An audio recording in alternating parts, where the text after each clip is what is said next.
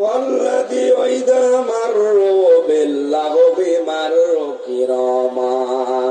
অনর্থক কথা এবং কাজ যেখানে শুরু হবে তারা নিজেদেরকে গুটিয়ে নেবে।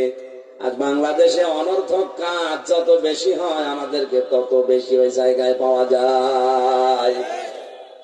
4-5 দিন আগে যে দিবসটা গেল এটা অনর্থক না? এই যে বিশ্ব বেহায়া দিবস, এটা একেবারে অনর্থক। কারণ যে লোকটা এটা আমদানি করে নিয়ে এসেছে ওর নাম শফিক রেহমান, ইংল্যান্ড থেকে ধার করে এনেছে। ওর জীবনে কোনো ভালোবাসা নেই, এজন্য বছরে একবার ভালোবাসা পাওয়ার জন্য দিবস বানিয়েছে। এটা অনর্থক কাজ, এই জন্য বলছি। লোকটার জীবনী পড়লাম, আমার নাম ছিল শফিক রহমান। সাংবাদিকরা বলছে, স্যার আপনার নাম তো শফিক রহমান, আপনি রেহমান করলেন কেন? ও শয়তান জবাব দিচ্ছে, রহমানের ভেতরে মৌলবাদের গন্ধ পাওয়া যায়, এই জন্য কেটে বাঁকা করে রেহমান দিলাম।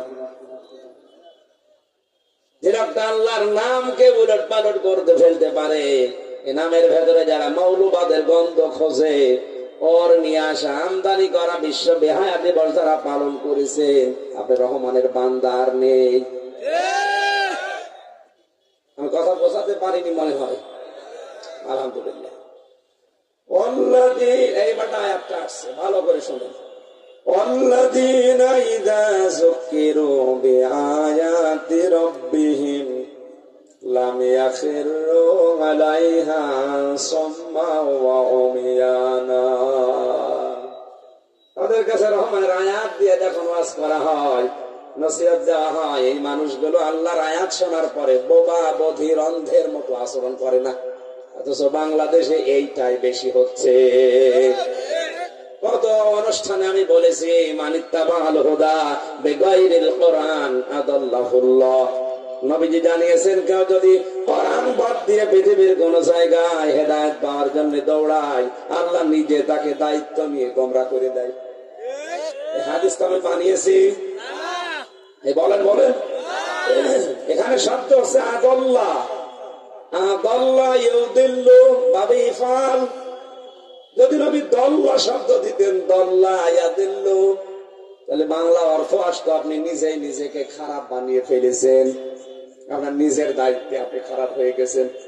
কিন্তু যখন আদাল্লাহ আসবে, বাংলা অর্থ দাঁড়াবে আপনার হয়তো ভালো হওয়ার নিয়ত ছিল, কিন্তু কোরআনে কারীম সেখানে নেই, এই জন্য আল্লাহ নিজে দায়িত্ব নিয়ে আপনাকে গোমরাহ বানিয়ে দেবে।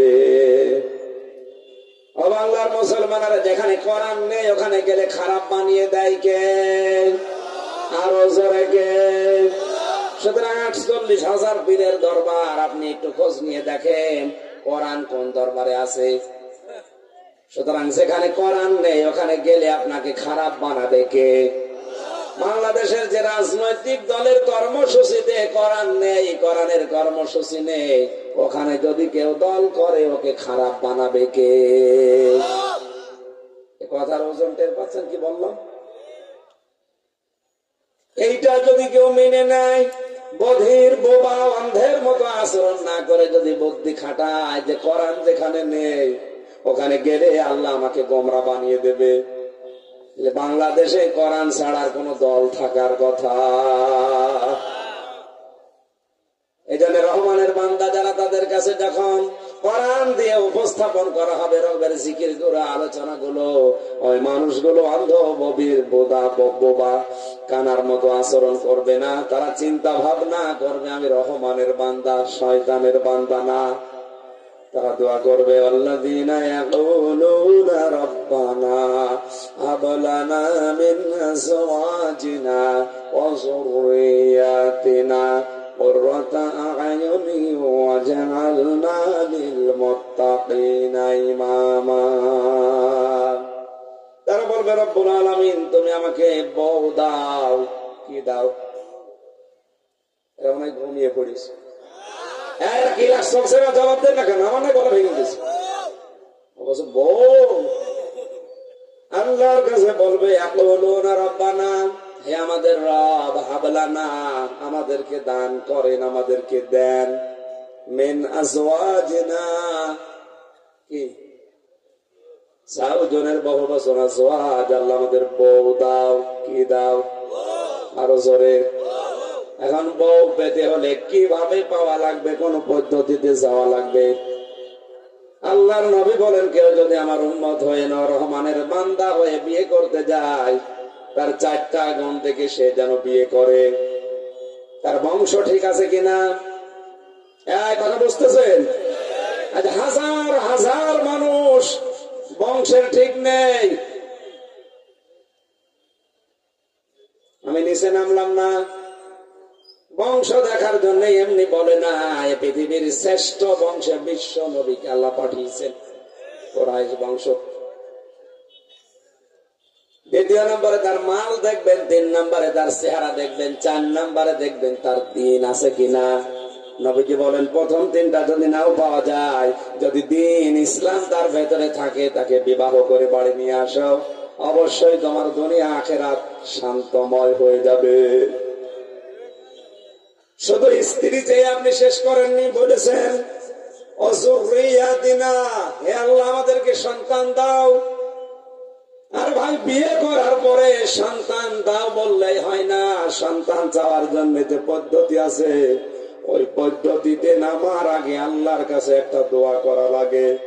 বিসমিল্লাহি আল্লাহুম্মা জান্নিবনা শাইতান ওয়া জান্নিবিশ শাইতান মা রাযাকতানা। হে আল্লাহ, তুমি আমাদের 2 জনকে শয়তান থেকে বাঁচাও। কিসের থেকে? আরো জোরে।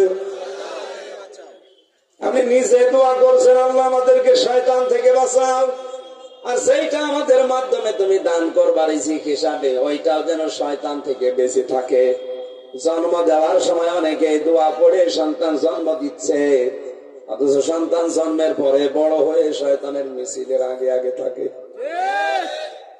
আপনি টের পেয়েছেন কি বললাম? রংপুরে এক মাহফিলে এক মুরব্বী এসে বসে হুজুর দোয়া করেন। দোয়া তো করবো, ছেলে মেয়ে কয়টা? 9টা। 9টা ছেলে মেয়ে হয়ে গেছে, আপনি আবার দোয়া চাচ্ছেন? সন্তান এত বড় জন্ম দিয়েছেন, দাদা দোয়া বলেন। যে এখনো পড়া হয়নি। 9টা জন্ম দিয়ে ফেলেছে, এখনো দোয়া পড়া হয়নি। পড়বে কি মরণে পড়ে? এখানে যারা বিবাহিত, আমার মনে হয় 100 জনের প্রায় 90 জন ফেল করবে স্ত্রী সহবাসের সন্তান উৎপাদনের যে দোয়াটা। কথা বলে না, অনেকে মনে মনে আছে হুজুর এটা দোয়া পড়ার সময় না। না, আপনাকে দোয়া পড়া লাগবে। এই শব্দটার দিকে খেয়াল করেছেন? বউ দাও বউ দাও বললে হচ্ছে না। হযরত ওমর রাদিয়াল্লাহু তাআলা আনহু নিজের সন্তান আব্দুল্লাহকে বিয়ে দিয়েছিলেন সেরকম ধনীর মেয়ে দেখে না, একটা গোয়ালিনী দুধ বিক্রি করে খায় এরকম একটা মহিলার মেয়ের সাথে তিনি দেখেছিলেন। এর ভেতরে দিন আছে, আল্লাহর ভয় আছে। এই কারণে গভীর রজনীতে হযরত ওমর প্রসাদের খবর নেওয়ার জন্য পাহাড়ি এলাকা দিয়ে ঘুরছিলেন। হঠাৎ করে একটা মেয়ের আওয়াজ এসেছে। মা তার মেয়েকে ডাক দিয়ে বলছে, বেটি এ দুধের ভেতরে পানি লাগা। মেয়েটা বলছে, না, এটা অন্যায়। হক বাতিল একসাথে মেলে না। দুধ হক, পানি এখানে বাতিল, এই দুইটা একসাথে আমি মেলাতে পারবো না। মা বলছে, তোর ওয়াজ রাখ, আমি যা বলি তাই কর। মেয়েটা যখন রাজি না, তখন মারতে গেছে।